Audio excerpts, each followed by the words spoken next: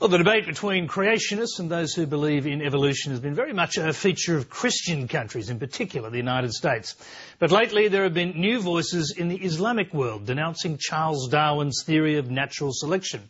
Well, it shouldn't be surprising, I suppose, as in many Middle Eastern countries, religious belief and observance are surging, particularly in Turkey, where our Middle East correspondent Ben Knight met a leading campaigner for Islamic creationism.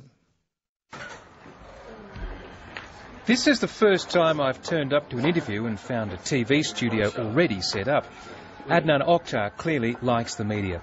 Apart from having his own 3-camera studio, he has a standing offer to fly foreign journalists to Istanbul to talk to him.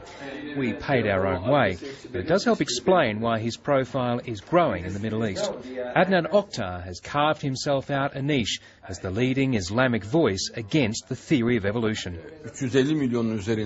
Darwinism removed love from the face of the world. It caused the deaths of more than 350 million people.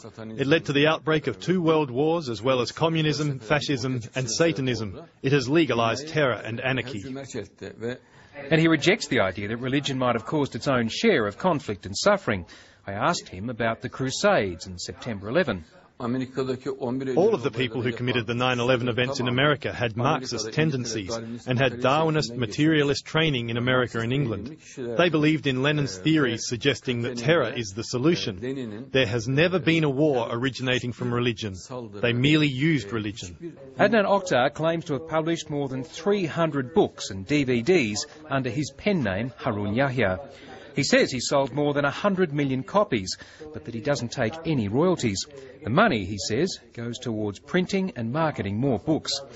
But what brought him to the attention of the West was this, his massive Atlas of Creation, which he sent free of charge to hundreds of bemused academics around the world.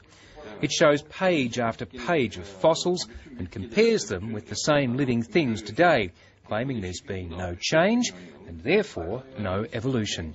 And he claims to have single-handedly demolished Darwinism, beginning in his native Turkey. In Turkey, it's now embarrassing to defend Darwinism. In order to defend such a deceit, one should have a really thick skin on his face. That is to say, a person should really be something different in order to tell such an explicit, obvious lie looking directly into people's eyes. The whole universe is the outcome of a flawless creation. Adnan Oktar is an Islamic creationist, which means he believes that the Earth is billions of years old, but he rejects natural selection. He also rejects intelligent design because it doesn't clearly state that God created the Earth. The divide between creationism and Darwinism has never been much of an issue in the Islamic world, but Adnan Oktar is trying to turn it into one, and that includes by picking fights. The greatest show on earth, the evidence for evolution. After the prominent atheist Professor Richard Dawkins received his copy of the Atlas, he called Adnan Oktar a charlatan. So Adnan Oktar had Richard Dawkins' website banned in Turkey, as he has with around 30 other sites. We totally support science. If Dawkins was only discussing Darwinism, we would respect that. But his insults are unacceptable. But that's not Adnan Oktar's only courtroom experience. Last year he was convicted of running a criminal organisation involved in sexual abuse, extortion and blackmail. He was sentenced to 3 years in prison, but he's appealed and claims he and his followers made statements under torture. They applied electricity to both of my toes. They made us sit on the concrete floor and never let us sleep. For a whole week we were handcuffed and blindfolded. His local critics are wary of speaking out. When the Turkish performer Ebru Şimşek went public with allegations against him last year, she received more than 100 defamation suits from Adnan Oktar and his followers. None have been successful. Officially, the Turkish science curriculum hasn't changed, but anecdotally, the religious curriculum is encroaching on its territory. Adnan Oktar says he doesn't want evolution teaching banned from schools.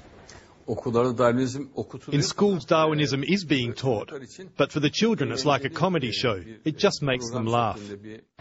Well, I think that has to be one of the strangest interviews I've ever conducted. And it's difficult to know just how much influence Adnan Oktar does have. There's clearly still a lot of money coming in from somewhere. But what's interesting is that just a few years ago, any religious organisation like his would simply not have been tolerated in secular Turkey. But Turkey's becoming more religious, and that's not the case anymore. Ben Knight, Lateline.